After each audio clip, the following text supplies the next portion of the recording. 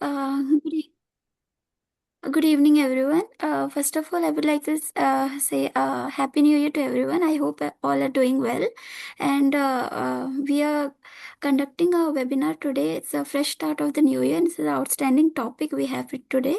And the lecture is given by Dr. Shrikant. He's a prominent scientist. So I would be glad to give a short introductory note on today's webinar. So, on behalf of MS Swaminathan Research Foundation, Coastal Resources and Fisheries Program, I warmly welcome you all to the 28th session of the MS Hunter webinar series. This webinar series is being organized as part of the centenary celebrations of MS Swaminathan to commemorate and reflect upon his vision, contributions to fisheries, coastal resource management, sustainability, and community centered development. Today's topic is ecosystem service evaluation of mangroves and estuaries. We are privileged to have with us today Dr. Shrikant, who is a senior scientist, fisheries resource management from ICR, Central Coastal Agriculture Research Institution, Goa. Dr. Shrikant holds a PhD in Fisheries Resource Management from ICR Central Institute of Fisheries Education, Mumbai, and specializes in marine fisheries resource management, enhancement, fisheries, population dynamics, stock assessment, and ecosystem modeling. His research is strongly focused on sustainable coastal fisheries, particularly with estuarine systems of Goa, and he has been actively involved in providing scientific advisories on potential fishing zones to support local fishing communities. He has also led several impactful initiatives, including the Tribal Subplan, aimed at empowering tribal artisanal fishers in Goa. Through his research and field engagement, Dr. Shrikant has made significant contributions to understanding coastal and estuarine fisheries and promote ecosystem based management approaches. His work has been widely recognized through Young Scientist Awards, Best Paper, and Poster Awards, and his active involvement in national and international professional scientific bodies. So today's talk will mostly highlight about the importance of mangroves and estuaries as critical ecosystem providing nursery grounds, nutrient cycling, and coastal protection. Ecosystem service evaluation focusing on provisional, regulating, supporting, and cultural services. Key insights from Goa estuarine fisheries, including stock assessment, population dynamics, and ecosystem modeling.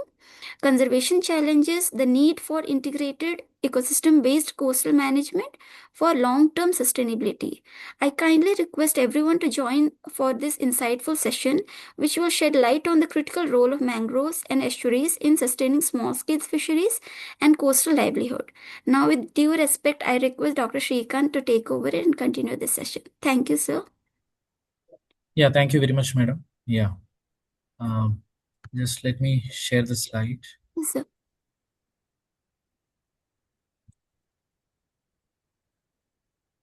Is my slides visible? Yes, sir, it's visible. Is it full screen now? Yes, sir, it's full screen now. Yeah, so madam has given me a very elaborate topic, but what I've thought is many first of all a very good afternoon to everyone who has come for this particular very important MS Swaminathan sir's 100 webinar series, and which is going to be dealt with a very important topic: ecosystem service evaluation of estuaries and mangroves. Madam has given a very elaborate kind of introduction and introduction of the topic. But what I feel is I will slightly restrict myself to the core topic, because this is not much addressed in a very specific sense, because we have fishery resource assessment, and we have population dynamic assessments, we have all kinds of ecosystem based management aspects. All these things must have been covered in different sessions, but the entire scenario of the coastal resource management uh, is all connected.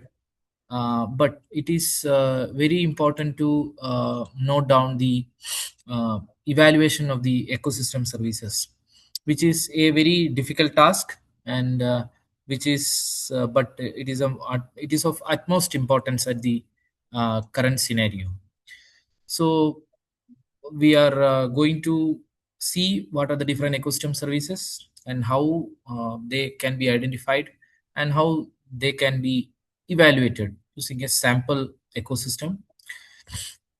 Friends, ecosystem service evaluation is not that easy, and whatever evaluation we are doing, we are not claiming that it is 100% accurate values or 100% correct. uh, Always the ecosystem service evaluation and ecosystem modeling, all these methodologies, it relies upon so many kind of approximation and estimation methods, uh, which needs a lot of validations as well. So but we can project or we can compare the different phases of ecosystems, different habitats in the ecosystem, and also we can have a inter ecosystem comparisons, and what has uh, led this particular ecosystem to be very important for the coastal communities, which particular service or which suite of combination of services has provided the real sense of uh, the ecosystem natural capital concept for the estuary. So initially, I will go through some of the recent developments and the recent strategies the United Nations itself has proposed for the sustainable development. So you all know about the sustainable development goals, and we are going towards the sustainable development goals of the 2030. We are left with less than 5 years now. We can say 4.5 years, but the agenda is troubling with a worldwide standstill made worse by the pandemic and related challenges in the initial phase. But we could see that a very little progress has been made towards the environmental and biodiversity goals, especially which is connected to 12, 13, 14, and 15. And if you see all the goals of the sustainable development goals agenda, which is proposed by the United Nations, starting from one, no poverty, to the ending the partnership for the goal 17, all the 17 goals are connected to ecosystem services, either directly or indirectly. So you can take any one and you can discuss on that. Oh, coming to another United Nations Biodiversity Conference, which held in 2024, COP16, has highlighted the importance of biodiversity and ecosystem management. And there were landmarks biodiversity agreements adopted in this particular conference gathering. Indigenous people and communities as the protagonists of the biodiversity and ecosystem. And we need a global fund for collecting economic resources from the use of digital sequence information that is also from the local communities. The people's COP. The people are the caretakers of the biodiversity on the earth's surface. And we need to have a financing model in order to have the biodiversity protection plan into reality, because in order to study the biodiversity, in order to document the biodiversity, in order to conserve the biodiversity, we need so much of resources in terms of financial and other infrastructure resources, which needs to be addressed through a financing model, where the ecosystem service evaluation is very very important, whichever ecosystem we are studying, and uh, their economic contribution is very very important, and how much the voluntary services which can be, or voluntary support, the different institutions or different stakeholders can provide towards managing the biodiversity and the ecosystem as such. So such a kind of financing model was the major point of attraction of this particular event. Monitoring mechanism also to measure the progress roadmap to protect the biodiversity. Now, coming to the ecosystem services, these are nothing but the vital benefits to the mankind ecosystem services. we are identifying the ecosystem services in terms of human as the beneficiary. So the mankind, what are the vital benefits that we receive from an ecosystem? That actually gives you the ecosystem services. So you can see that so much cultural, spiritual values, recreational values, then nutrient regulation, carbon fixing, the trophic transfer, food provision, biogenic habitat contribution. So many ecosystem services are available. So we have different schools of thoughts how the ecosystem services are identified, and how they are classified and how they are projected. So the natural capital, social capital, financial capital, and inspiration kind of analysis is there. Similarly, we have um, categorizing the ecosystem services into provisioning, supporting, regulating, and cultural types, in which we will be estimating the different ecosystem services in using the hybrid approach, provisioning, supporting, regulating, and cultural, which is a powerful instrument, because when we project the total ecosystem value of a particular ecosystem using the combination of provisioning, supporting, cultural, and regulating services, which will have an impact on the authorities, government, and all the stakeholders, see that the ecosystem is serving benefits which are beyond our imagination. So this is why entirely the ecosystem services are connected again to the sustainable development goals, and we focus and address on evaluating this. Now, since my expertise is basically on the holistic management and holistic assessment of estuaries, mangrove is a part of that. So we will be covering almost hand in hand the estuaries and mangroves, because you must have already seen different presentations through which the mangrove forest, then their importance, and what is the characteristics, what are the different species. All these things are discussed at many forums. You must have heard so many information, but here we are trying to analyze the estuaries and mangroves in a different perspective. So these are basically the semi-enclosed bodies of water where fresh water from river meets the oceans. And we also know that the mixing of salt and fresh water in these systems and the morphology of the estuarine basin that determine the productivity of the system, also the rate of the freshwater discharge and the amount of the tidal flow.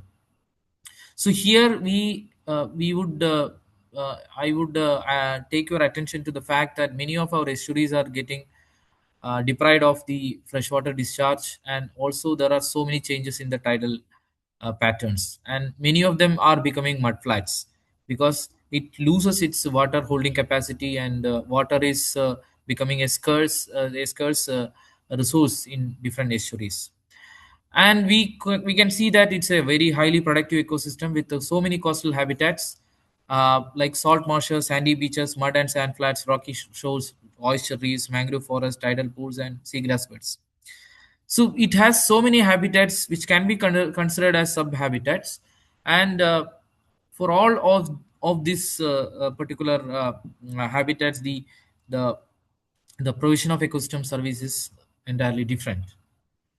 Now, if you see the classification of the estuarine zones, we have oligohaline, mesohaline, polyhaline, and euhaline. You must have studied in your basic courses, where the oligohaline zone is mostly near to the freshwater realm.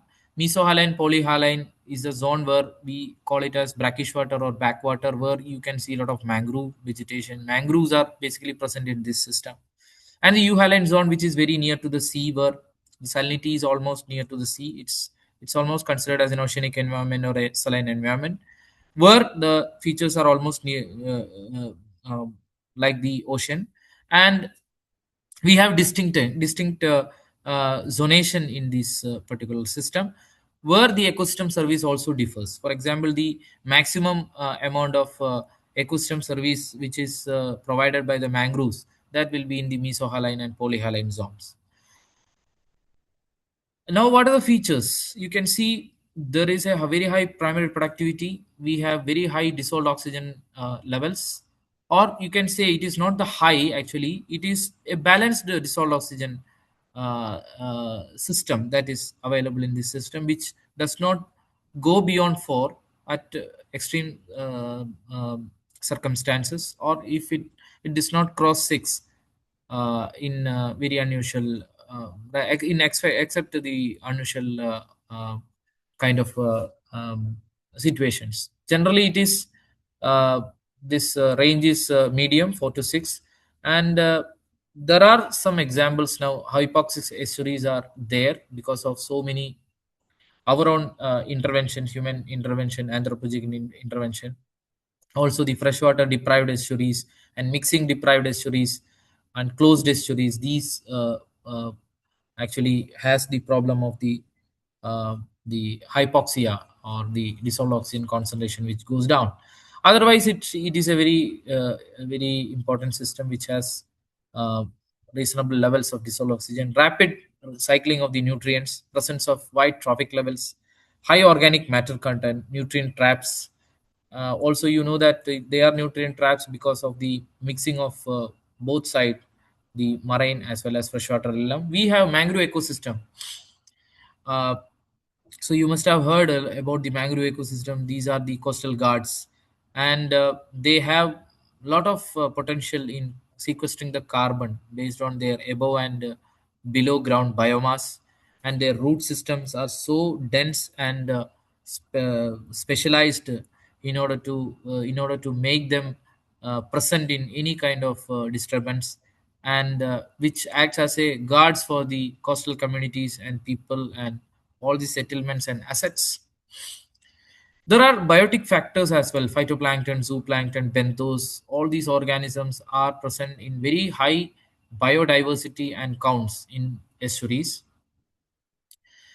Now, coming to one of the important resource, that is the fishery resources in estuaries, that is, we made an estimate in the coastal region like Goa and adjoining estuaries. We could document about 500 to 600 species which are present in the estuarine ecosystem, which includes the marine migrant species, estuarine resident species, and some of the freshwater species. So we have a huge diversity of fishery resources, which is present from the primary consumers to very top predator levels. Almost all the trophic levels, these fishes are present, except in the producer levels. Now, what is happening is we can see that the estuaries are starving and sinking. So there are so many examples are coming up, like coal wetlands of Kerala face threat of alien species and plants. Fish species in Vemnad have declined by 40%. Some of the studies have recorded, and decline in number of birds in coal wetlands. Similarly, the ecological status of world's estuaries has shown that 70% of the estuaries are in low ecological status due to habitat degradation, overexploitation, invasion, and anthropogenic impacts. Restoration efforts are minimal, and also we have not properly estimated the ecosystem services of these very precious ecosystems. Also, the fish catch of the estuaries are declining, and the the main what you can say that the estuaries are crying, which one article which has come in Mathrubhumi newspaper of Kerala, it's in Malayalam. The Kailugal Kariyunu means the estuaries are crying and the fishes are disappearing. So these kinds of changes are happening in the overall resources of the estuaries. So that actually gives us some hints in order to manage this ecosystem properly. Similarly, ecosystem service decline has been documented in several studies, because once the ecosystem lose its integrity, habitats, and resources, obviously there will be a decline in the ecosystem services. However, many of the ecosystem service decline we may not be able to judge, because we have not done that in the past. Ecosystem service analysis is a very recent development. It started in 2005 onwards. So we can see that we don't have much data regarding the ecosystem status or ecosystem service status of the wetlands or estuaries in the past. So, a worldwide evaluation highlights that the ongoing trends of diminishing diversity and the decline of functioning of ecosystem is basically due to the human impacts. However, there is a large scale degradation of these habitats. 35% of the world's wetlands have been lost, and which will be a very, very important cause for uh, decline of the ecosystem services. And to highlight the significance, reduce overexploitation and sustainable resource use and conservation directions, it is very, very essential to identify and evaluate the ecosystem services of these precious uh, transitional systems. Now, if you see this slide, I have mentioned what are the different ecosystem services provided by the estuaries. That starts from fish and shellfish, mangroves, raw materials, then the water provisioning for different activities, navigation, fish culture, then fishing use, then port and harbor services, water provisioning services, then carbon sequestration by basically by the mangrove systems, okay, and also by the estuarine sediment with its expanded area, disturbance regulation, and then the erosion control, biodiversity, cultural services. There are so many services are there. If a total of 42 services has been recorded from the estuaries along the global scenario, and uh, all the estuaries may not be providing all these services, but some of the core services which will be provided by the our own estuaries will be discussed in detail in the coming slides. So we have categorized now this whatever we have told into provisioning services, regulating services, supporting services, recreational tourism and cultural services, all these things. So we have provisioning services like fish and shellfish, crops and mangroves, raw materials, water for navigation and ferry service, carbon sequestration, disturbance regulation, water quality control and erosion control by the regulating services. Supporting services such as biodiversity and habitats, breeding grounds, and nursery for aquatic species, recreational tourism, cultural information services. Generally they are categorized into one, that is the cultural services. Under that all these services appear, like cultural heritage, recreational tourism, and science and education. We are all doing a lot of research, we are doing a lot of generation of data knowledge. This is also an ecosystem service which is identified as the scientific and information service. An ecosystem is a combination of plant, animal, and microorganism organism and the non-living environment, which functioning as a unit where humans are the integral components. So this is the base through which the ecosystem services are analyzed. But we need a validated, efficient, and scientific methods for the ecosystem service evaluation. So what we did, we have identified some of the studies from various databases, about 104 research articles. We have excluded some of the research which has some uh, uh, kind of scientific lacks. 16 we have excluded, and 88 articles we have included, through which we have done a particular analysis, a meta-analysis of ecosystem service of small tropical estuaries, review synthesis and future from an Indian perspective. So this chapter is available, we can share with any one of you so that you can go through that and you can identify what are the different services available with this, and what is the status of research happening in the country as well as in the global scenario for the small estuaries. Why we focused on the small estuaries? Because some of the estuaries which are very large like Vembanad, Hooghly Matla, as well as the Ashtamudi Lake, some of the Ramsar side, already the studies are there on the ecosystem services. Though they are not complete, the studies are still existing. But if you see the trend in ecosystem service evaluation research, we could see that the initial phase was very very slow. Then from 2003 onwards, the publication started appearing. Then again, you can see that it is in the current century the speed has picked up, and from 15 onwards, in the last decade and this decade, the studies are improving, and we have publications coming out of the ecosystem service research from estuaries, which include mangroves, all the habitats which is available in the estuaries. You may not get exact papers when you search only for ecosystem service of estuaries, but if you search using the different apps, the Scopus database, and all the search engines, Dimension AI, all those things, you will get a lot of publications basically on the ecosystem services mangroves, which is almost similar to the estuaries. But there are some more holistic services that is provided by the estuaries, which actually differentiate this from the core ecosystem service of mangroves.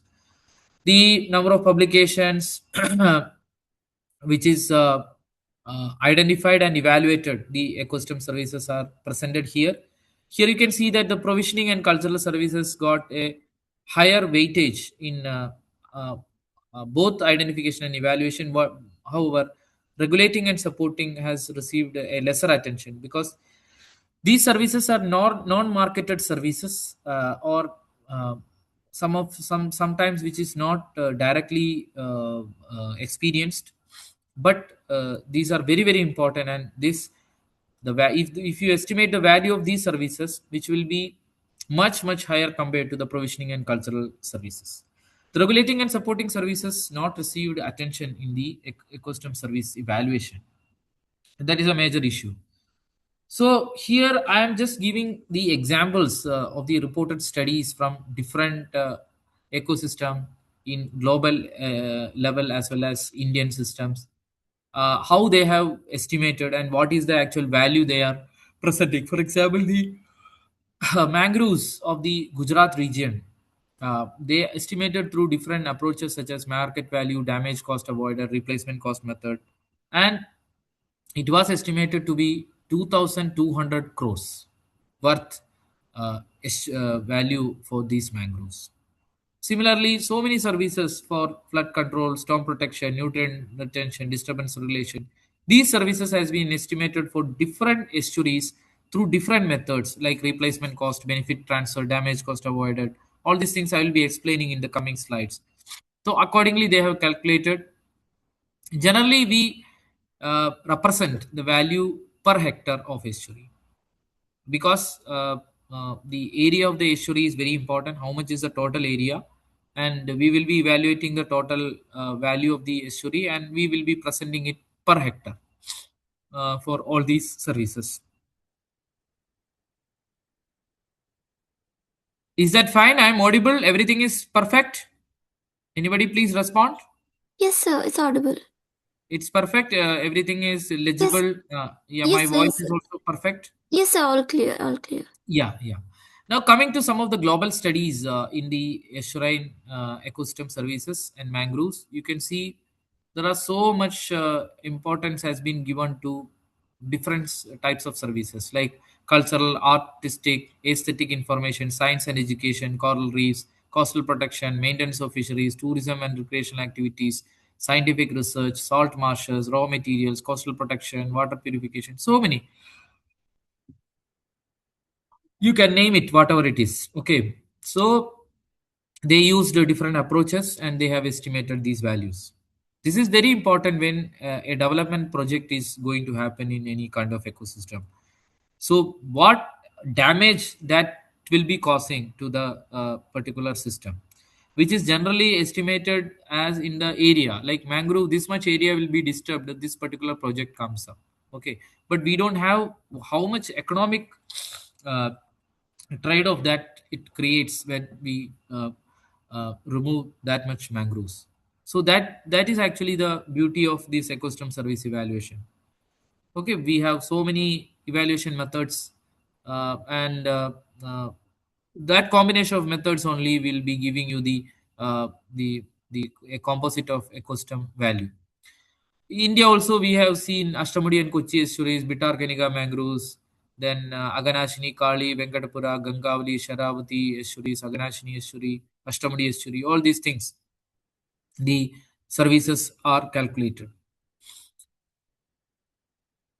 Now guidelines, I may not see the say that it's a guideline. It is something like our common sense that we have to use when we do the custom service evaluation. you should be very much open. Like you should be, you open your eyes and see the ecosystem services. You can see that you are seeing ecosystem services you never must have been heard of. Such services are available from the estuaries and mangroves. So the techniques and valuations, this should be based on the environmental decision making, determining the trade-offs among conflicting environmental, social, and economic goals in the policy development and implementation. So you need to uh, see the trade-offs among conflicting environmental, social, and economic goals. Whenever you ask the stakeholders about the ecosystem services, you should have this in mind that it is having an environmental issue, social issue, as well as an economic dimension. It should be a continuous evaluation process. We have revealed preference approach as well as stated preference approach. Uh, so the revealed preference approaches are those which are directly we can calculate. For example, the market price of fish resources. Then the hedonic pricing. I will show you the hedonic pricing one example. Then you will get to know that. And the travel cost method, because when we when we are going to a park, a biodiversity park or any such kind of a recreational spot, we will be spending some money for travel and also the associated refreshments. So this is considered as the travel cost method. And the second one is a stated preference approach, where we don't have a direct evaluation method. For example, the value of biodiversity, how you will be estimating, this is very very difficult task. So instead, the contingent valuation methods are in practice, which will be used for the evaluation of the ecosystem services through the stated preference approach.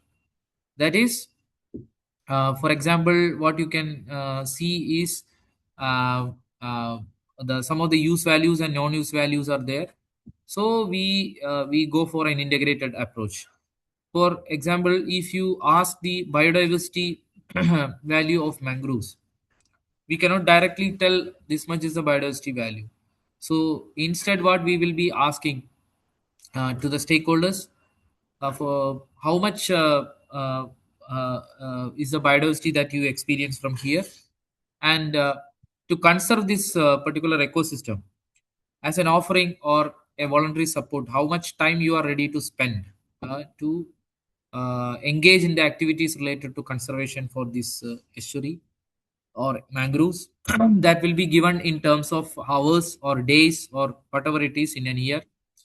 Similarly, we will be also calculating how many stakeholders are there in the entire ecosystem scenario, multiplying the total number of the stakeholders into the the voluntary hours or voluntary uh, uh, support what they are ready to provide for the ecosystem conservation will be considered as the stated preference methodology for the evaluation of the support of biodiversity. So for example, if a person average on an average, if a person is ready to uh, give 1,000 rupees for conservation of the particular mangroves, because we have so many activities, evaluation, identification, replanting, all these things are there, so it is a cost involved activity. So if that person is ready to average, that person is ready to thousand ready to provide 1,000 rupees, and the entire stakeholder network, you say it is 50,000. So the 50,000 into 1,000 will become the value of the uh, only the biodiversity support value of the ecosystem. So this is how indirectly the state preference approach is uh, uh, applied to evaluate the indirect ecosystem services. Now, what the question asked should be, what are the important ecosystem services? What is the important and demand for each service? How does the demand and supply of the service vary across the salinity gradients and time? What I have explained in the first slides, like starting from oligohyaline, mesohyaline, polyhyaline, and the euhyaline, and how the habitats differ in the supply of the ecosystem services.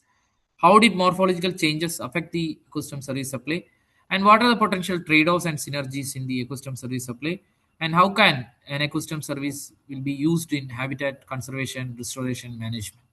So this will be the scenario of our identification and evaluation. You can see in this particular diagram, there is a poor ecology and healthy ecology in an estuary. So the poor ecology, we have very limited resources, and the water quality is deteriorated and ecosystem is impacted. But in this case, and we have so many invasive species and opportunistic species present. Diversity itself is low. Coming to the healthy ecology, we have so many species, they interact, so many resources, all the biodiversity is conserved, and the water quality is maintained. So we can have a comparison of a poor ecology currently and a healthy ecology, and what is the trade-off in the ecosystem services. So we can mention that if the healthy ecology would have been maintained, this much amount of ecosystem service would have been conserved for this system. So we use so many methods. I can say that there is no robust methodology, but we have primary data related methods, primary and secondary data related methods from departments, research institution, NGOs, and all of you are attending today are the citizen scientists. I request all of you to support me in evaluation of the ecosystem services of estuaries from the coastal region, because all of you are data providers. Wherever you stay, that particular ecosystem you can target and you can study that system and give us very very important information for the SDGs. We have use values methods, so direct, indirect, option value, all these things I'll be showing you. Market value, replacement cost, travel cost, contingent valuation methods. Then some of the modeling approach is also used. The contingent valuation methods. All these things are involved in the evaluation of the total economic value of the ecosystem. So we have direct, indirect methods. Direct method is nothing but, see, for example, the value of fish, how much is the market value of the fish, that is directly we are estimating. But in case of indirect estimation, travel cost is an indirect estimation. Though travel cost is available readily on the money terms, it is an indirect service. Option method is something like our stated preference methods, okay, the contingent valuation methods. So I will give you some of the revealed preference methods. Already you know the market value method. Then one thing is cost of illness methods. This is very important because there was an incident happened in the Periyar River ecosystem of Kerala, Periyar estuarine base of Emerald. A lot of cage farmers have lost the fish, cultured fish in the estuary, because cage culture is an ecosystem service provided by the estuary. So all the resources they have lost due to some or the other reason. It may be environmental or whatever it is. The reason is still unknown. We are not sure about the reason, but there was an environmental degradation which has caused the cost of illness for the resources. Everywhere this happens. It is not only for the estuarine fish or the cage cultured fish. Suddenly there will be hypoxic condition happening in the estuarine systems, and we will lose so many fish resources. So if we maintain the water quality and if we maintain the ecosystem balance, we will be able to see that the ecosystem is conserved as well as the resources are conserved, and we will be generating the value of the market price for the entire catch. So if we, for example, if we have 1000 kg of fish which lost due to some reason, environmental reason, so that into the cost of producing the fish, the rate market rate of the fish will be the indirect estimate of this particular cost of illness method. And replacement cost by damage cost avoided. For example, if you remove the mangrove, what is the damage that will be cost, okay, to the entire area. So if you remove the mangroves, you will lose your assets and all your properties and your life. So what is that damage cost? So with the presence of the mangrove, how much is the damage cost avoided? Replacement cost is something like, if you remove the entire mangrove area, in order to replenish that system, entire system, how much is the cost involved and the time. So you have to wait for some time in order to balance it. So how much is that replacement cost involved is the cost for the reveal preference method here. Defensive expenditure. If we damage one system, if you are going to have a defensive expenditure like the groins or the breakwaters or whatever it is, what is the cost of that? That is the defensive expenditure. Benefit transfer method is nothing but, for example, you are enjoying the recreational fishing in a system. How much is the are you ready to pay for transferring that benefits to another person or another opportunity? So this is called the benefit transfer method.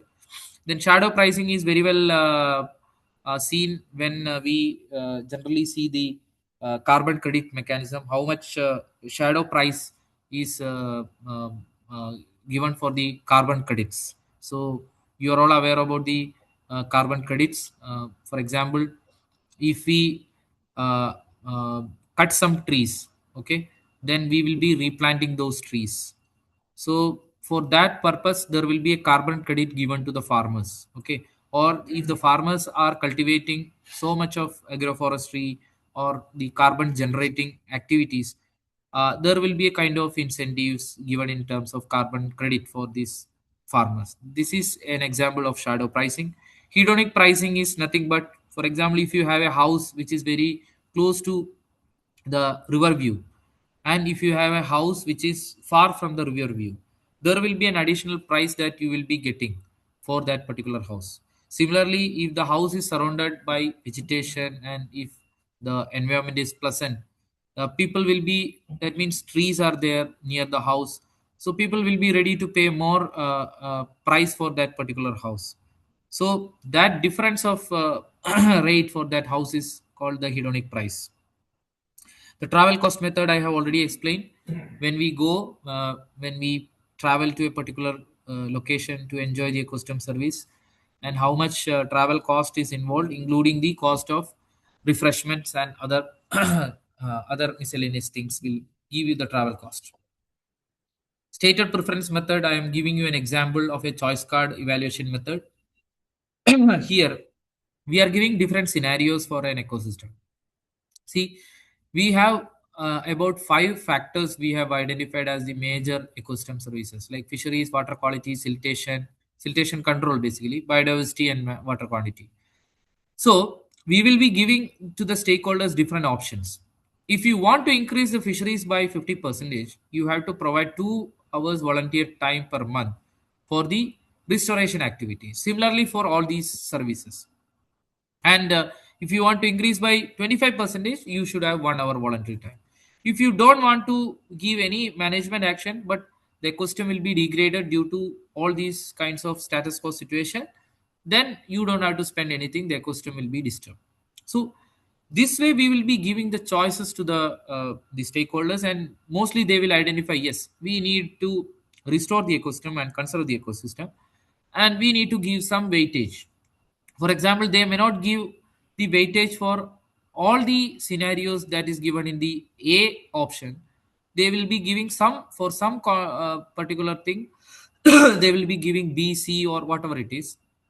But at least they will be giving some weightage. That means they are ready to pay a kind of offering for the conservation of ecosystem. Similarly, we will be asking to different stakeholders, and we will be coming up with the choice modeling experiment, and we will be evaluating the biodiversity value per hectare, water quantity value per hectare, siltation control value per hectare, water quality value per hectare, and fisheries value per hectare. So here the fisheries value is not the exact consumptive value of fish. It is the non-consumptive value of fish, which is basically for the conservation of the resources in terms of supporting and regulating terms. We have a diverse stakeholder network in this estuarine area. We have fishermen, fish farmers, traders, fisheries department, forest department, harbor engineering, irrigation, researchers, students, coastal police, inhabitants, women, local leaders, panchayat, tourism activities, finance, ferry service, print and media. All these people are there. So they are the very uh, uh, stakeholder network, what we say, and we should interact with all these stakeholders in order to get the ecosystem service identified and get the ecosystem service evaluated. So identifying the long list of estuary ecosystem services from the estuaries, I have already told like 42 services are listed, and some of the services are not there for the estuary. We will be restricting to a definite number of services, like maybe 20, 30, which will be again discussed among a expert panel, which is very close to the estuarine ecosystem, and discussions will be held, and which will be again goes for the zone wise scoring and spatial planning. Then it will be analyzed statistically using different methods what I have explained. Then we will have the ES prioritization, ecosystem service prioritization for maybe the different zones of the estuary or different estuaries, and we will be giving the value, total value, as well as zone wise value for the estuary. Here you can see, before you do any kind of ecosystem service analysis, you need to have a land cover, land use analysis for the estuary and its surroundings. So what is the water bodies, what are the water bodies, what is the area, beach sand, how much, settlements, vegetation, agricultural land, mangroves, plantation, all these things needs to be assessed before going to estimate the ecosystem services. So we will be getting an idea. Here we have some scope to analyze the earlier status of estuaries, because the LULCC is available for different periods of time, through which we can generate the land cover and land use change pattern, and we can see how much is the difference happened in the recent years compared to previous year status, and what could be the difference in the ecosystem services uh, from the previous scenario to the current scenario can be estimated. Also you can demarcate how much is the oligohaline percentage area, polyhaline, euhaline, and mesohaline. All these things are possible through expert discussions and research paper, literature survey, and all these things, because how much is the tidal influence happens in the estuaries, and what is the exact oligohaline zone, mesohaline zone, all these things can be identified. Now, through this, we did a particular kind of analysis, and we identified about 26 services from an estuary where I worked for my postdoc. And we could see that fish and shellfish, fish from aquaculture, food from salt tolerant crops, fuel and energy, mangroves, raw materials, water for navigation, water for aquaculture, water for fishing use, water for domestic use. So many. We will be coming one by one. So about 26 we have identified, for which we used different uh, secondary sources of reference, and through that we have identified, and we have designed the uh, uh, uh, estimation methods using the hybrid approach what I have already discussed. And through the stakeholder network what I have given you, you need to have a survey of a scoring, maybe 1 to 5 scoring you can give for uh, ecosystem service supply for different ecosystem service. It was 27, it's not 26, 27 services. So you can see that which are the important services with highest scores and which are the important services with lowest scores, because all services are very important, but people may give a different kind of scoring because they identify biodiversity, fish and shellfish, nursery and breeding, recreation, all these things as the priority compared to the carbon sequestration, water for cleaning, ornamental resources, and other things. Okay, so one by one we will come to that. Similarly, the provisioning, regulating, supporting, and cultural services, if you ask, most of the people will be giving a maximum score for provisioning cultural than supporting and regulating. Or and zone wise also we can differentiate. Uh, so the percentage contribution of different services for different zones can be identified. Similarly, the spatial aspects of demand, what we have seen in the last slide, the next part is all the zones like oligohyaline, mesohyaline, polyhyaline, euhyaline zone. What are the different services which are important? Water for domestic use, disturbance regulation, water for aquaculture, biodiversity, cultural heritage, biodiversity, fish and shellfish. So, which is scoring highest? For example, water for domestic use will be very high scoring in the oligohyaline zone, which is very near to the freshwater zone, which will not be a very scoring service in the euhyaline zone where the salinity is very high. Similarly, the fish and shellfish and biodiversity will be very high in all the mesohyaline, polyhyaline, and euhyaline zone because of the presence of mangroves, fish, and all these things compared to the oligohyaline zone. So this kind of analysis can be done using the spatial scores. So coming to the first service, that is the provisioning service, fish and shellfish. Here we generate the value of the fish that is marketed based on the market-based approach. We calculate the cost of the price of the fish, that is per kg, which will be analyzed, and we will be analyzing the total catch as well, which needs landing center surveys and continuous collection of fish catch and data. We need to know which are the different gears operated, and we also can analyze maybe through the interactions how much is the general drop of fish catch compared to a previous scenario. And also we can see the zone wise contribution of fishery resources. Generally the fish catch will be high in the euhaline zone, mesohaline and polyhaline, compared to the oligohyaline zone for the estuary. It will be there, but still more operations will be through the euhaline and polyhaline zone. The total quantity can be estimated and the value can be estimated in generally we represent that in million. Also, you need to document how many fish species are available, how many fishers are dependent upon this. And there is an additional component here that there are people who are involved in the fish marketing and trade of fish. So there is an additional income that is generated by this particular resource. For example, there is a margin. So how much is the margin? What is the value of trade of the fish? For example, if the farmer is fisherman is giving for 900 rupees, if the fish is sold at 1,200 in the retail market, the difference is 300 rupees. So that 300 rupees into the quantity that is coming into the actual trade. So that will give you the marketing margin of the species of the fisheries resource. And how much percentage of the population of stakeholders are into the fishing, whether it is a subsistence fishing or a trade.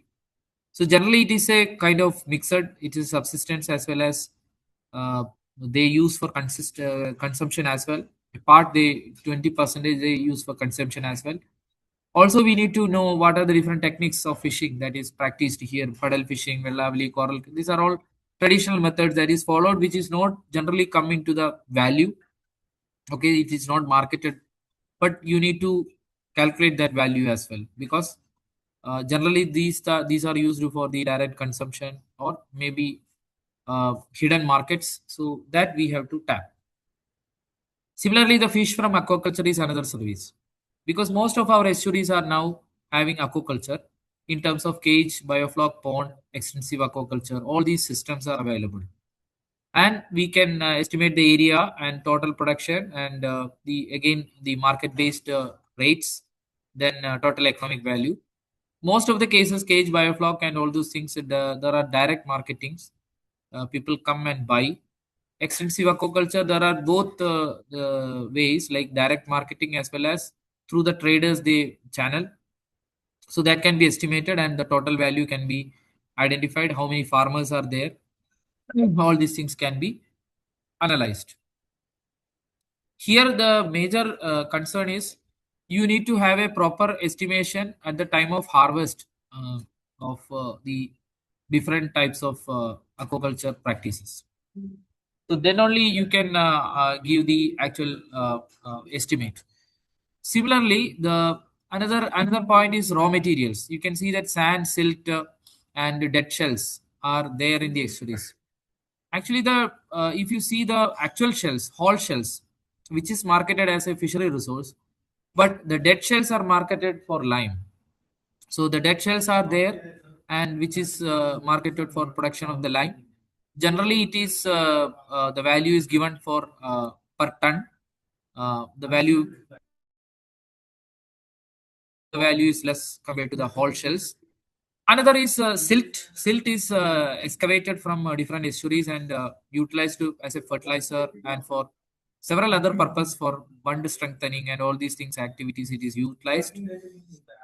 That is also calculated the per ton cost as a standard market rate. Similarly, you can see that sand, but generally now the sand excavation is prohibited in many of these systems, and there is no licensing system as well.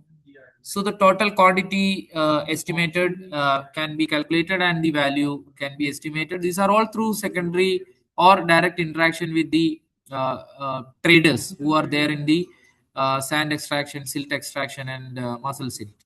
Here, I will give you an example. Your observation of ecosystem service is very, very important. General silt, you have a value of 1,500 per ton. But there is a specific time, one mussel species, very small species, it is called Archaeopteryx senhousia, which is present mostly during the pre-monsoon season. Okay, the silt that is combined with this mussel is also collected by the different people, and the rate for that particular silt is very high, 3,000 rupees. That particular mussel silt is a very good source of fertilizer for different kinds of crops. So there is a rate difference of 1,500 per ton. So this is what I am telling you about the observation. You should open your eyes and see the ecosystem services. There will be numerous other services also, but if you don't properly observe, we will miss all these things. And then you can make a percentage distribution of all these raw materials and provisioning raw materials and their services. And you can also have a map of how that it is distributed all along the estuarine gradient. Another is medicinal plant and ornamental resources. In estuaries or mangroves, you can see mangroves are many a times the leaves and other things are used as medicinal resources in many places. I think in Tamil Nadu region, you can see a lot of people use that. So the medicinal value is nothing but for here we have used it for the fishes like juvenile marine fish, and then tripod fish, kompankala. All these fish are consumed for different kinds of diseases by the local traditional people. For example, steamed fish, if they consume, the stomach ache will be resolved. Similarly, the fiddler crab is used for the curing of this bronchitis and respiratory issues. So the medicine, if that number of users has to be identified, and how many number of annual use is there has to be calculated, and if they consume a medicine for that particular disease for one dose, how much will be the cost? This has to be calculated, and based on that, that is a replacement cost, you can say this or alternative cost. So that can be calculated and you can arrive at the total value. Similarly, for the ornamental resources, ornamental fish is there. Ornamental fish, lot of ornamental fish is available in the estuaries and mangrove. Very beautiful aquarium fishes are available, but they are just collected and kept in the aquarium by some of the hobbyists, but they don't give any kind of particular value for that. At the same time, if we ask them, since if it is not there, you if you are going to collect some fish from market, how much money you are ready to spend for that? So it is a willingness to pay we are giving here. How much they are ready to pay for that? That service is provided by the fish that is present in the ecosystem itself. So that is the value for the ornamental resources. And number of users can be identified and how much they are ready to pay for the fish in in a particular year. Water for aquaculture. Here actually we have to have uh, the you can see that we have cage culture, biofloc, and several other aquaculture practice available in the estuarine gradient. on the banks or in the estuary itself. So there is a water quantity support for this aquaculture purpose because we are giving free water. That means the estuary is providing free water. For example, biofloc, the water exchange is 5 times. Okay, so the entire water is recycled from the estuary itself through some filtration process. Similarly, for cages, we have continuous 100% water exchange because the water is flowing, and 25% water exchange for the extensive fish pond. You know the prawn filtration and extensive fish culture that is happening. So from that, you can see that a fixed quantity of water provisioning service is provided by the estuary. That can be calculated, okay, through the exchange and other things. This for this you need to have an expert on water budgeting.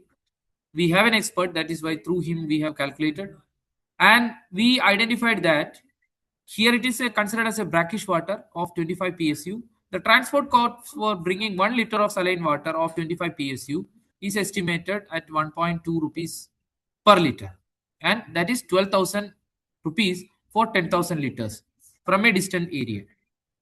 So that cost can be considered as the cost for the water for aquaculture. Similarly, water provisioning for navigation. How many navigation service or small ferry service is available in the system? To be frank, we don't have any large ferry service, but we have a transport service, a private and service which is provided by the small fishermen, and we can calculate the cost involved using an alternative service route compared to the ferry service. So how much is the cost involved, alternative cost or the opportunity cost? So that is it is identified as it is 25 per rupees. It is the bus service, the cost that we have calculated, and how many users are there, an annual count of users, number per day, and annual count. The additional cost of travel per unit travel will be calculated and multiplied, will give you the value in million. Similarly, another very important service you must not have experienced or you must not have properly observed, which is there in the landing centers. Fish cleaning, fishing nets and accessories, fishing deck and fish holding ramps are cleaned regularly through the water from the estuary only. So this service is provided by the estuary itself. So cleaning the fish, cleaning the fishing nets, cleaning the fish holding ramps. Approximate quantity can be estimated with the discussion with the stakeholders and how much quantity is handled, how much area is handled, and how much water is required, which will be calculated. Again, we have a standard rate for the water as per the Kerala Water Authority. Since it is estimated for an Kerala estuary, it is as per the Kerala Water Authority. And the cost of potable water incurred towards all these things will be evaluated. Why it is potable? Because since fish is involved. So if the estuary is in proper condition, water quality is perfect, we can use that water for cleaning all these things. But nowadays we are not sure using of such water. Sometimes it is a polluted water which will be utilized for cleaning the fish. All these things we have to keep in mind. So there is a trade-off. So the cost is 1,000 liter. We have a 54.1 or 300 days operation, and we can calculate based on the total quantity that is involved. And every extra liter will have 1 rupee, 2 rupee additions based on the Kerala Water Authority Act. So the total we have estimated as 88.8 million is a value through this service. Water for domestic service is another one, that is washing and cleaning, cleaning of livestock, bathing and cooling effect. Okay, and this will have different kinds of approach. For example, you can see that bathing service is very rare nowadays because many of the estuaries are polluted, which will not be used much for the uh, bathing purpose. But we have observed in monsoon season, some of the people are using this for the bathing purpose. Cleaning of livestock, very well it is utilized. How many livestock, how many users, how many liter per day, all these things can be calculated and we can estimate the total value.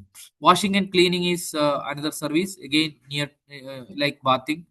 Some of the days they are using it, some of the household they use it still during the monsoon season.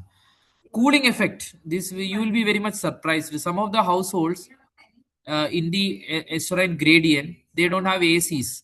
So during the heavy summer season, they pour this water on the rooftop for cooling effect. So evaporative cooling effect will be there on the roofing top, and which will give a cooling effect in the house, and the people can sleep very relaxedly. So this also we have observed. So this observation is very very important. That is what I'm continuously telling you. So this again, 1 liter of potable water for domestic use we have calculated, and we have estimated. Water for harbor and port service. Here there is a direct auction amount by the harbor engineering department, okay, for the harbors. So if there is a service of harbor by the estuary, we have two harbors in this particular system where we have auction amounts for both the harbors, and this is considered as the total value. But for the artisanal fishing vessels, we don't have any berthing charges. So we took a count of 230 stakeholders, and we asked them what is the willingness to pay. So we asked different kinds of values like greater than 1,000, less than 1,000, equal and equal to 1,000, equal to 500. All these options we have given.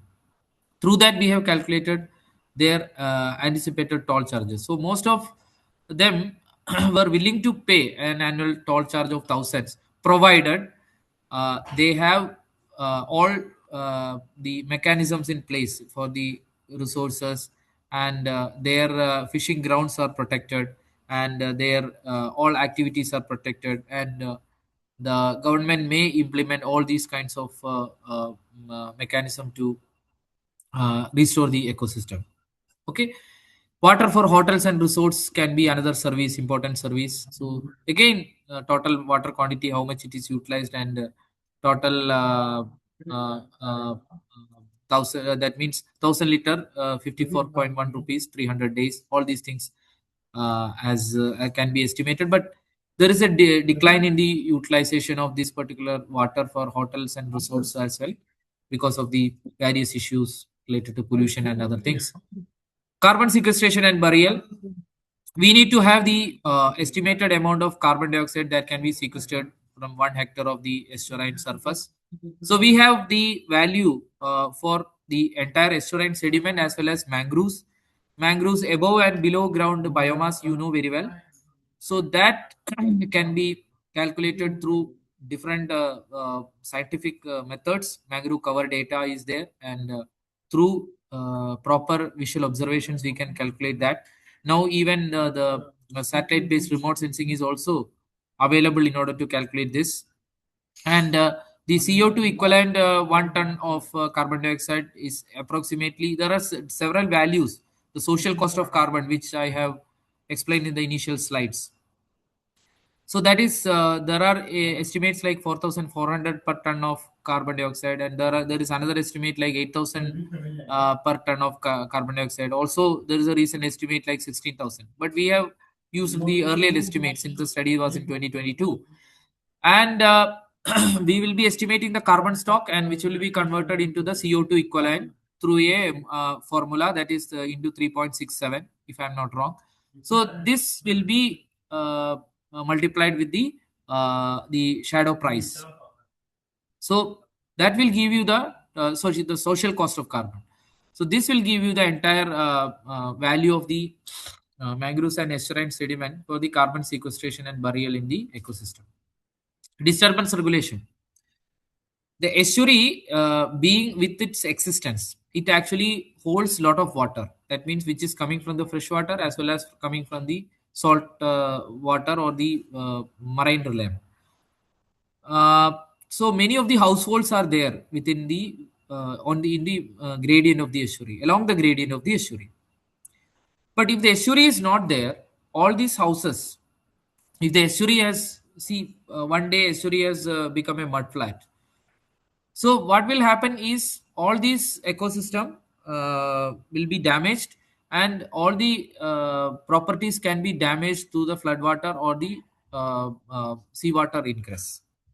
So, how many households are there along the gradient, and their average value, along with assets, can be calculated, and the total economic value of the entire households can be assessed on an annual basis, which will be the annual value of the disturbance regulation. Similarly, maintenance of water quality. This is calculated through a denitrification rate analysis method. In this, we calculate the nitrogen removal. There is a standard methodology. Per hectare area, how much is the nitrogen removal? This will be calculated through the nitrogen, nitrate, nitrite, and ammonia estimations. So the total nitrogen removal per kilogram nitrogen hectare per year can be calculated. And again, there is a shadow pricing mechanism. The cost of reducing 1 unit of pollution in terms of nitrogen is identified as a proxy for this service is analyzed. Then this is considered as a shadow price, and then we will calculate the total economic value for maintenance of water quality. There is also another method. For example, we can see that we are releasing a lot of nitrogenous waste into this particular system. So you can calculate how much is the total nitrogenous waste entering the system. Okay. So if we want to construct a particular this treatment plant, okay, so the nitrogen waste treatment plant.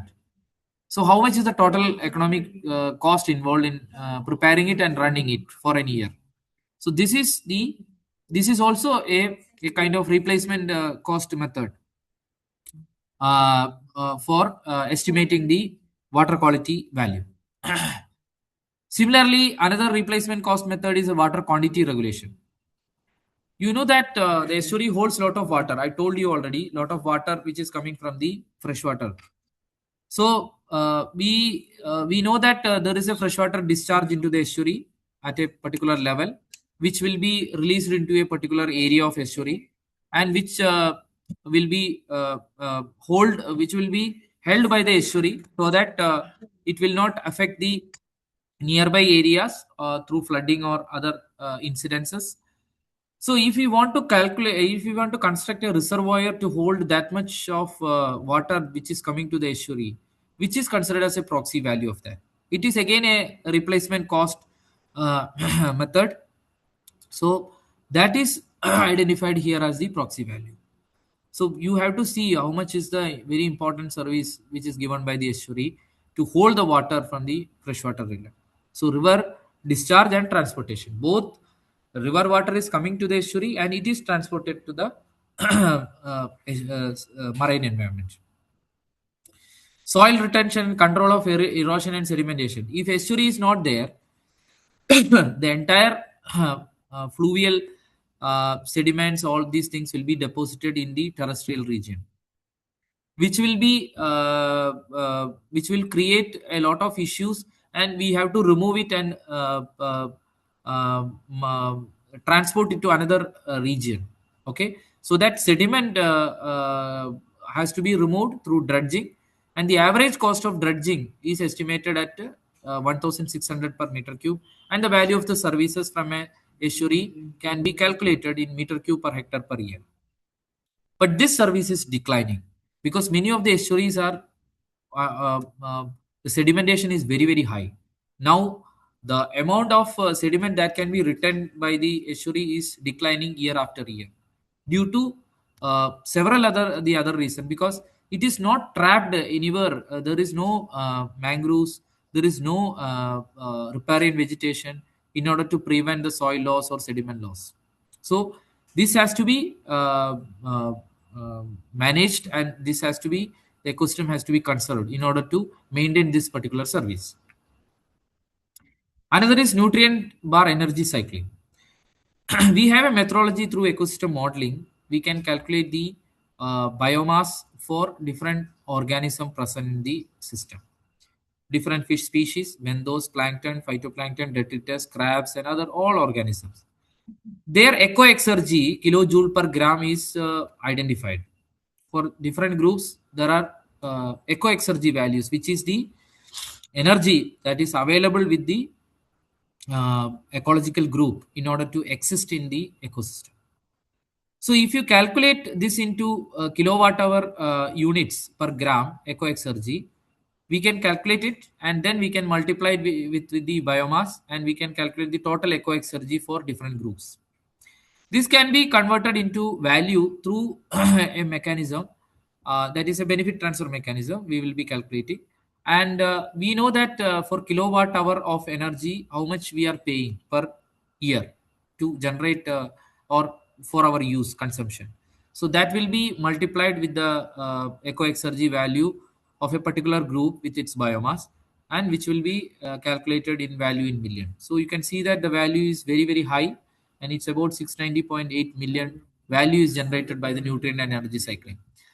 This is a very crude method, I should say. It is not a very very very very high qualified method, but obviously the values are generated through uh, a nutrient cycling analysis only, because we do the food web modeling and energy analysis. Through that biomass is generated, and through that the eco exergy is calculated. So this can be a very good methodology for identifying the nutrient and energy cycling mechanism.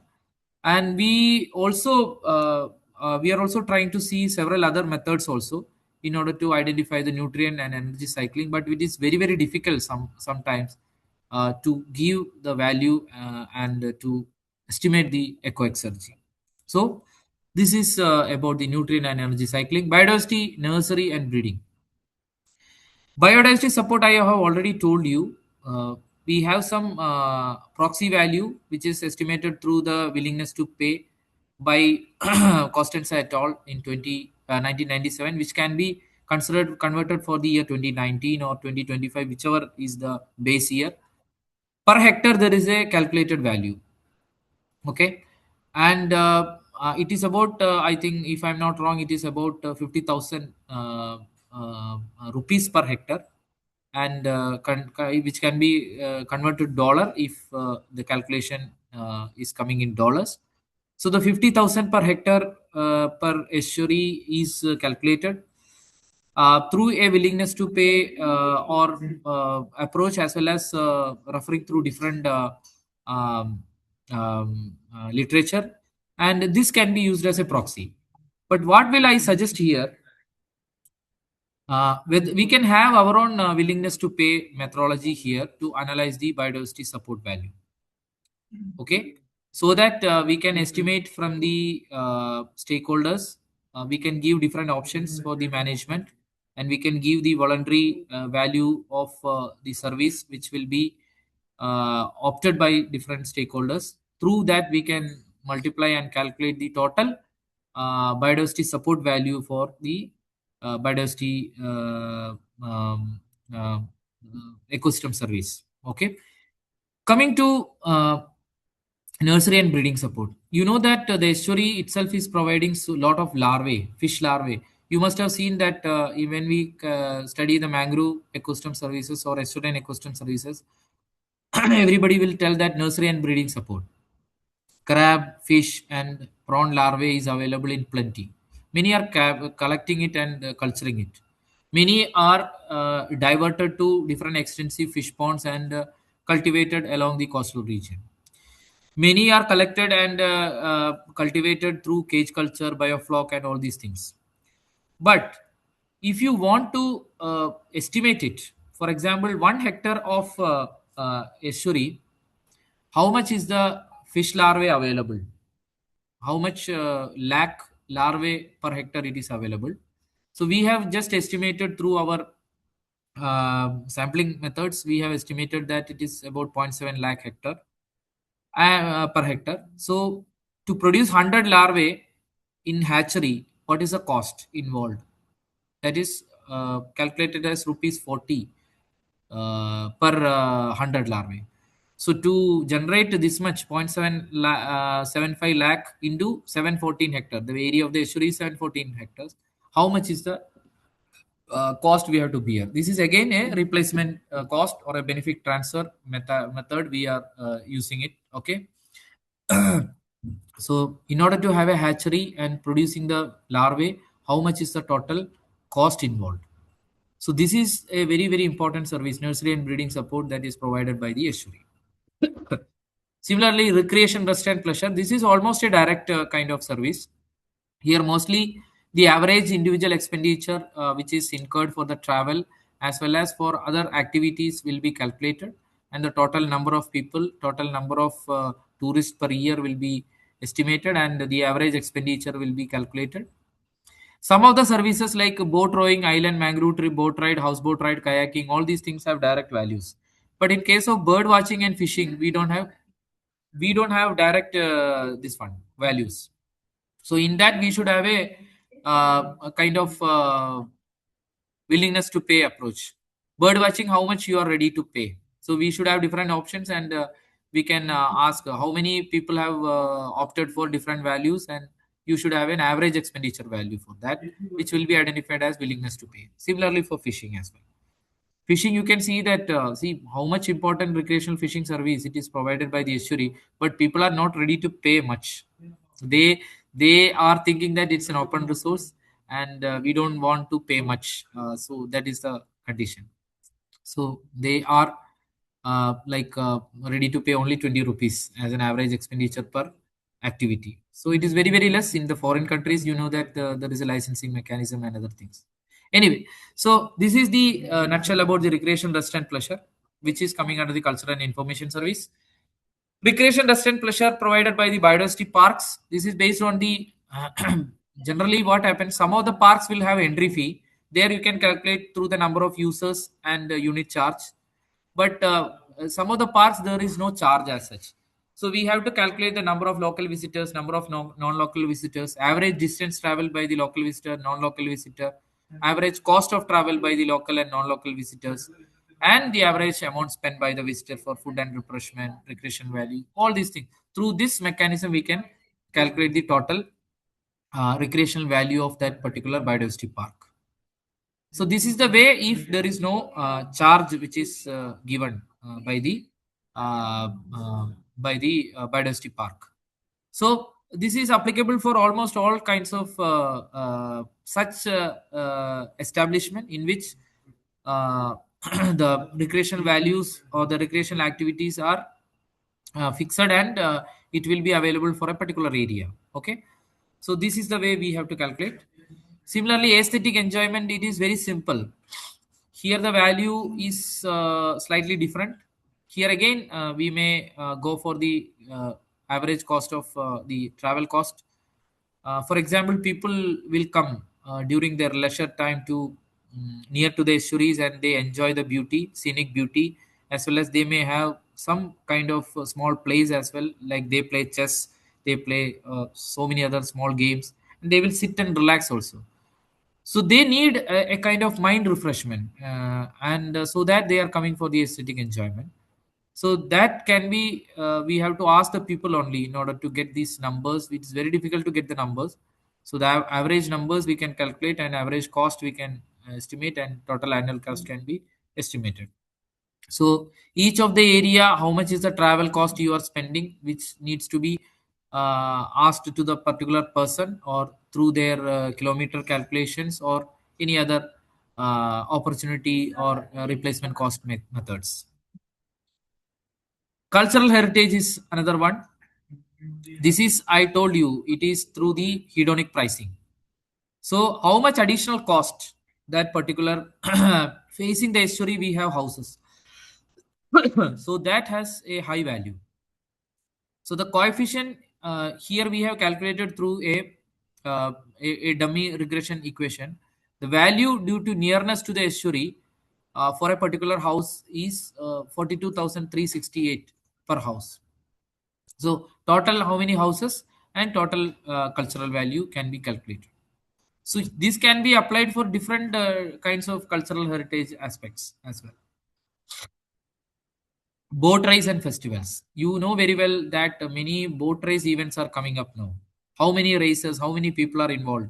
So here the calculation is very, very tedious, because we have local visitors, okay, non-local visitors, foreigners, and number of participants, the boat racemen. Because to in order to train the boat racemen for the particular event, there are a lot of cost involved. Their training, their food, their training for maybe 2 3 months they are trained, and their coach is involved, officials are involved, medical team is involved, then print and media is involved for the entire process.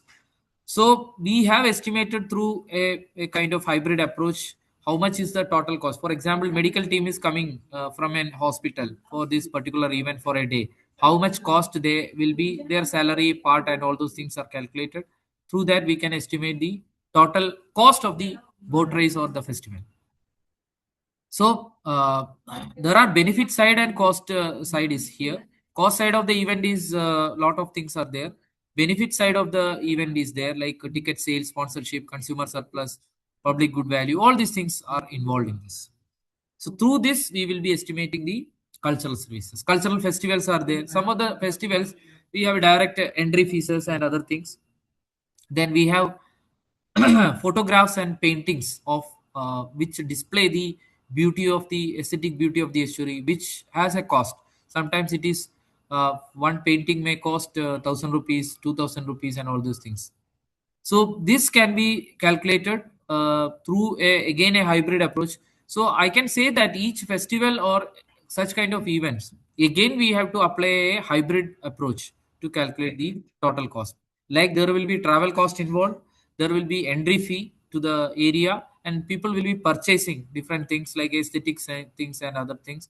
So those cost also has to be taken into consideration, and then we can calculate the total cost. Science and education. This has to be given by the researcher who is doing the research.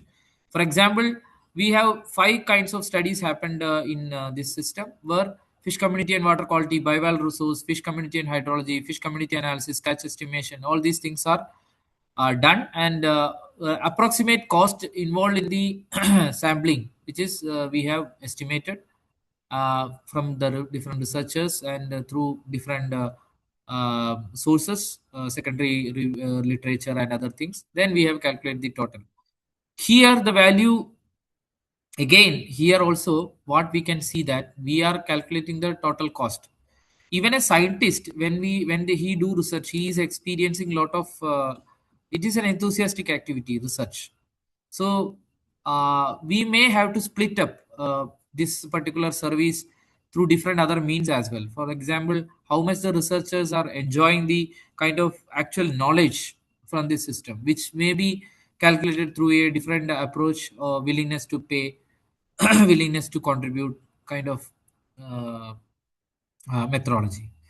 So the students, scientists, and researchers use, understand, and share the knowledge and conduct ecological studies to undertake research projects. So this value has to be estimated.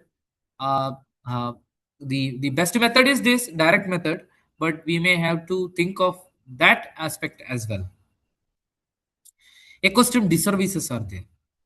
Similarly, many services what we have discussed is all the ecosystem services. Now, the invasive species, jellyfish blooms, inland salinization, green algal bloom, pufferfish, otter, all these things are creating a disturbance to the general ecosystem services, mainly the provisioning services. So this needs to be assessed before finalizing the total ecosystem value, because the ecosystem service minus ecosystem disservice will give you the net economic value of the ecosystem. So finally, we will be getting an ecosystem service plot like this. How much is the provisioning? How much is the cultural? How much is support? How much is the regulating under different heads and their percentage values? So altogether, at an initial estimate, we can see it as an estimate only. This is not complete. But we can say that about 1525.4 million service is generated from the estuary. Terracotta estuary, Goa, an evaluation we did. Okay, so it's about 175 4.5 crores we have estimated. Another Chetua estuary we have estimated. Uh, I already told you it's about 1525 million, and all these papers are published. And there is a chapter in ecosystem service valuation for sustainable development one book, so you can go through this, and all of you are welcome. So I still say that I am not an expert in ecosystem service evaluation. And I also think that nobody can become an expert in the ecosystem service evaluation. It is a collective effort through the citizen science stakeholders and researchers, which will generate a baseline for ecosystem service, and that can be used as a value for our purpose, SDGs or whatever it is, spatial planning and ecosystem conservation. So standardizing and customizing the methodology, awareness creation, preparing a state-of-art document, ecosystem service supply maps, citizen science approach, pilot scales payment towards ecosystem service project. Now coming to that last part, after analyzing all these ecosystem services, what we need to do is, like the forest uh, ecosystem, when you enter, you are giving an entry fee, which is an example for payment towards ecosystem service. Similarly, for all the ecosystem, there should be an entry fee. Irrespective of all the other values, all the other recreational aspects, you should pay a kind of ecosystem service value as a PES. Any amount which can be again analyzed through a analysis. Okay, so that should be our focus, and let us conserve our ecosystem. Okay, and thank you very much. Thank you so much, sir. Now I would request our participants, if you have any doubts, kindly feel free to ask.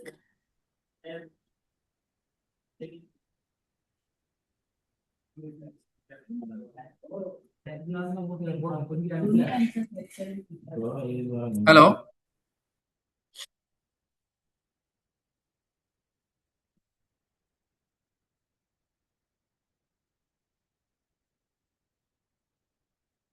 Hello, Dr. Srikanth. Yeah, sir. This is Dr. Kannan. Kannan, sir. Yes, sir. Sir, you are from Yeah, which institute, sir? I'm from Tamil Nadu. Yes, sir. Yes, sir. Tell me, sir. It's wonderful presentation, and it is actually what to say that it is an essential thing that we need to focus on India, Yeah, thank you, sir. Thank because you. many of the services are given as a free of cost to the public. They Yes, don't sir. measure Yes, sir. it. It has a Yes, sir. value, Yes, sir. Yes, sir. and it's a wonderful presentation. I enjoyed it. Yeah, yeah. Thank you, sir. Thank you very much, sir. Kannan, sir, And you are from which part actually? Which area? I'm from Tamil Nadu, near to Hmm. Chidambaram, Annamalai University nearby. Okay, Chidambaram. I visited, sir, last month, Chidambaram. Oh, nice. So I will be very happy. You are posted in Annamalai University only, sir? No, no, no, no, no. I'm now Ah, independent. independent. So I Yeah. request your support in Yeah, definitely, analyzing. definitely. I'm Yeah, interested. yeah. Actually, I did my master's in environmental economics. I wanted to take up a Okay. PhD other than this, from Okay, okay, sir. ecology to environmental economics. Okay, sir. Okay, sir. So we will So be very is happy the to associate with you, sir, or any yeah, of yeah, the sure, sure. this And one. I need Okay. your contact number and email ID if you Sure, are sir. happy. Sure, sir. I'm Sure. there. I'm there. I'm there. And the other papers that you are showing, your papers, because in Indian conditions we don't have the efficient methodologies that we use. We are copying it Yeah, from yeah, the yeah. foreign Yeah. countries, Western countries. Yes, sir. Yes, sir. And when we apply into Indian standards, that won't Yeah. work. Yes, sir. Yes, sir. Because Yes, sir. I took up some of the things for a freshwater Yeah. wetland here in Yes, my sir. native Yes, sir. place nearby, Yes, sir. Yes, and sir. that doesn't work. Okay. Okay. Okay, No, and that's what, I sir. would We need to have our own methods and our own observations and yeah, the most calculations, sir. difficult people in the world is Indians. Yes, sir. They're Yes, sir. very good in business. Okay. Okay. Yes. Yes. Yes. Yes, sir. And I wanted to request for your papers and your contact Sure. number and some of the questionnaires also, how you prepared and analyzed your data, Sure, like the sir. Sure, questionnaire sir. samples that. Sure, sir. Sure, sir. We'll be sharing you. Sure. We'll be Thank you. sharing. Yeah. Yeah. Thank you. It's a Thank you. wonderful Thank you. presentation. I enjoyed it. Thank you, sir. Thank you very much. Thank you. Thank you. Thank you. Anybody else?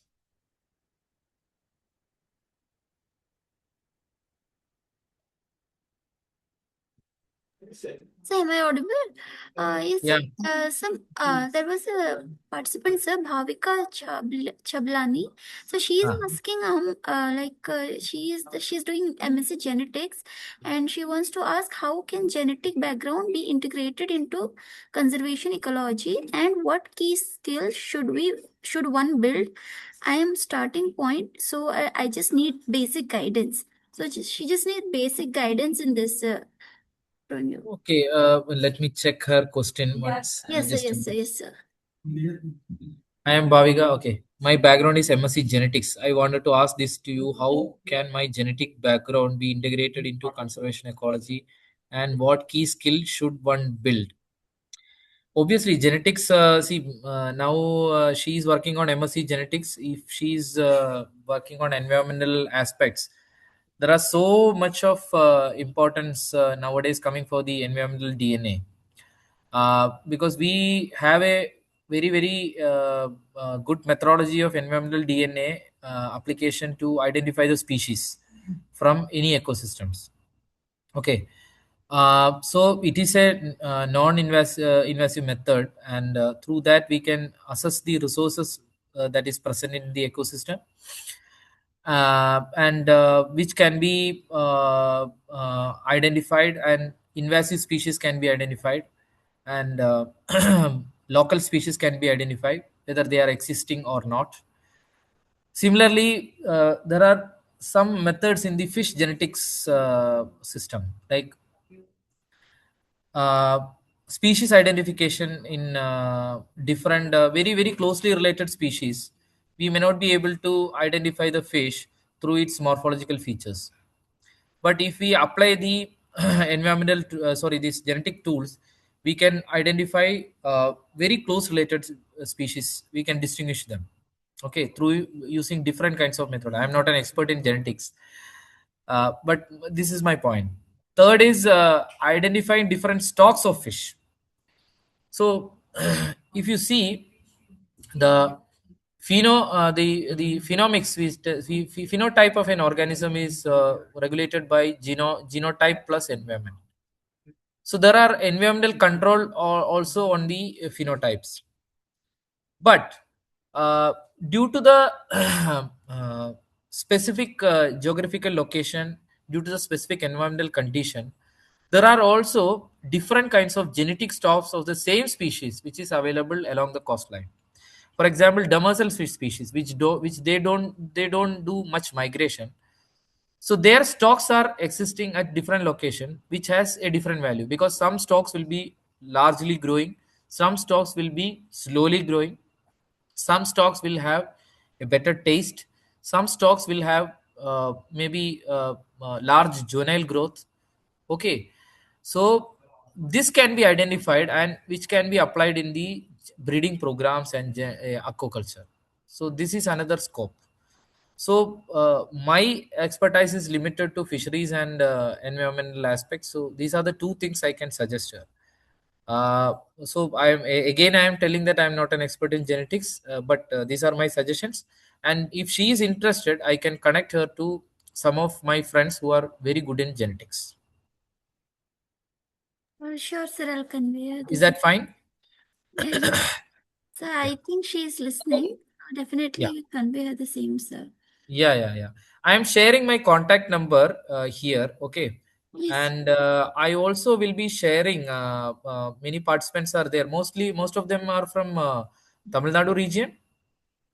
Yes, sir. Most of them are from Tamil Nadu. Tamil Nadu. So I Yes. will be sharing them, or else I will be sharing you, madam. Already I've shared you that Yes. two evaluation sheets are there, Google Forms. Yes, sir. Yes, sir. So Yes. just to get their response, okay? Okay. So Okay, that sir. they can do very nearby estuaries, they can give their response. One is on aqua ecotourism evaluation, another Yes. is on ecosystem service evaluation. Yes, sir. Yes, Okay. sir. I'll Yeah. circulate it, sir. Sure. Yes. Yeah. So I'll be sharing it anyway. Okay, sir. Yeah.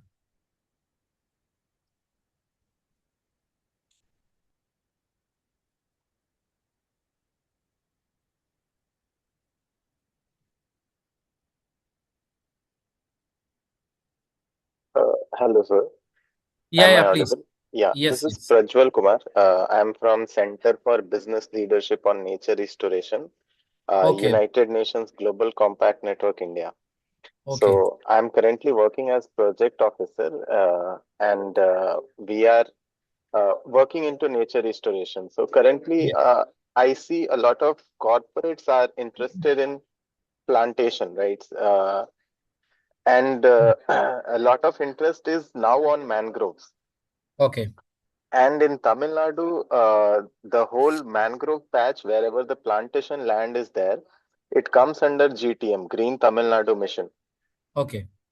So how would you like how would you suggest uh, everyone to work together? Like, do you have a connection? Can we build something on that? Yes, yes, we can build. We can build the connection and we can work together. Like, see, for example, MSSRF is a very reputed institution.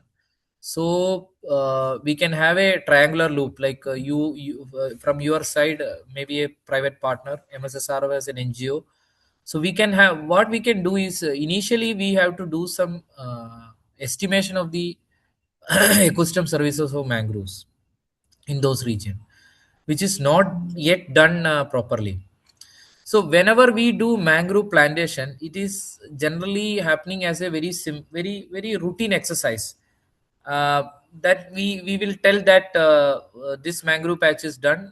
We have planted 10 mangroves, and it will have the action of coastal guards. It will have the action of carbon sequestration. All these things we tell in a qualitative way, but we don't say. See, for example, if you are planting 10 mangroves in a span of, if it is not disturbed in a span of 10-15 years, the mangroves will become a very important small habitat which will sequester this much amount of carbon above and below ground biomass, which will be an ecosystem for these many types of species of fish and shellfish and birds. Okay, so this kinds of information we are not providing, so it is remaining as a very simple exercise. But it's wonderful. It's a, I'm not talking about the like that activity is very important, but if we can do in this way, that will be very good. Okay, and we can identify the spots where exactly where the mangrove plantation will work. So that part has to be done very properly, because anywhere some people are planting anywhere, which will not stand sometimes. It may it may end up in just that will wash off maybe in the coming season, or maybe if the monsoon picks up very largely, so that will be destroyed. So we have to have a proper identification of the place where mangrove restoration should be there, and how much the benefit will be there. This has to be told loudly to the people. So that is what the importance is. Okay, So so such. Uh, do you have any geographical location currently in mind as you are working on this, or Good. do you have any geographical location in like in hand as you are working on this topic, or is there any paper which has explored this part of the like Tamil Nadu coastal region, like what part needs The very simple restoration? method, the simple method what you can do is, we can have an LULCC analysis, land use land cover change. For example, 20 years back mangrove must have existed in some patches. Okay, Hmm. and now you just see the current scenario of that LULCC. So we can just identify which are the patches we missed. Okay, which are the patches that mangrove has disappeared. Okay, there we can do the planting. It is a very simple method. Is it possible using the free Landsat 13-meter data, or we'll have to buy the data? That actually I need to ask the experts. I'm not a GIS expert, but we may have to ask the expert. I think it is Okay. possible. Okay. Hmm. Through, I think there is another what is that for the inland mapping? There is another software, another package. No, I have forgotten that name. What is that? I've just forgotten. I can give you the details later. Sure, sir. Sure, sir. Yeah. We would connect and we'll Yeah. I have discuss given something around it. I have Yes, given sir. I've my noted. phone number Phone and number. name. Okay, email I will be sharing later. No issues. Okay, Thank you. and I have shared you two forms. Okay, that is, one is on aqua ecotourism and another is on ecosystem service evaluation. So all of you are participating. Please see that your nearby estuary or mangrove ecosystem, keep that in mind and fill that forms. And don't do the forms, don't do fill the forms very fastly. Whenever you are very free, whenever you are relaxed, whenever I will suggest When you are near that mangroves, you open it, you open the Google form, then you fill it. Then I can sense the real this one from your side. Okay, so I have shared you, and you just help me in collecting the information. And if you have any doubt, you can ask me, or Madam Swapna Rao has already filled that form, and we will be happy with that. And we are also planning to collaborate with already we had a discussion with Dr. Velvidi Madam, MSSRF, for doing the ecosystem service analysis of estuaries in the Tamil Nadu region. So we will be collaborating with uh, the all the stakeholders who are there.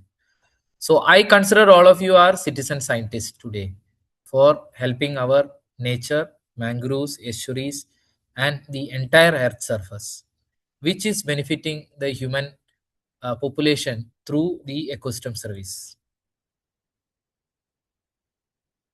Anybody else?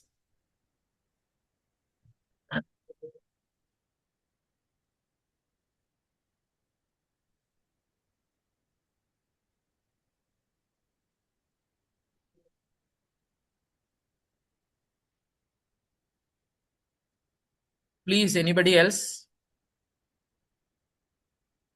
Anyone else have any more doubts?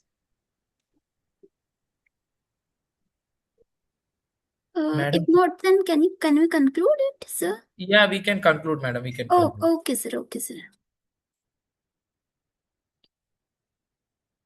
Oh, thank you. First of all, thank you so much, sir. It was a really an outstanding presentation, and definitely it is helping a lot of people whoever have attended the webinar. So, a short vote of thanks I would like to give. So, on behalf of Ms. Swaminathan Research Foundation, Coastal Resources and Fisheries Program, I extend my sincere thanks to all those who contributed to the successful conduct of the 28th session of MS100's webinar series. We are deeply grateful to our distinguished speaker, Dr. Shrikant, a senior scientist, Fisheries Resource Management, ICAR, Goa. So today's topic, it was ecosystem service, evolution of mangroves and estuaries. His presentation clearly highlighted the critical role of mangroves and estuarine ecosystems in supporting fisheries, coastal protection, nutrient cycling, and livelihoods, while emphasizing the importance of ecosystem service, valuation, and ecosystem-based management for long-term sustainability of coastal fisheries. We sincerely thank all the participants, including government officials, researchers, students, and NGO professionals and representatives from fishing communities for their active participation and thoughtful interactions, which greatly enriched today's discussion. We also extend our heartfelt appreciation to the organization team and technical support staff for their dedicated effort in ensuring the smooth and effective conduct of this webinar. We would also like to acknowledge and thank HCL Foundation for supporting this important webinar series. Once again, thank you all. Thank you so much, sir, for giving your precious time to us. Thank you so much, sir. We'll be looking forward to work with you, sir, definitely. Yes, madam. I am also very deeply honored to be part of this particular webinar series, which is in the name of none other than our I can say the father of agriculture in India, M.S. Swaminathan sir, and we will Father be of very happy. agriculture. Father of agriculture in India. So, what I am trying to say here is, all of you, please be connected with me in order to estimate the ecosystem services as well as conserve the coastal ecosystems. And I will be very happy to be associated with all of you. And all of you have present today are the torch bearers for ecosystem conservation. And all of you, please be connected. I have already given my details, and wish you all the best. And uh, let us hope that our ecosystems will be managed and restored, and we will be getting continuous support through the ecosystems arises. Thank you very much. Thank you so much, sir. Thank you so much.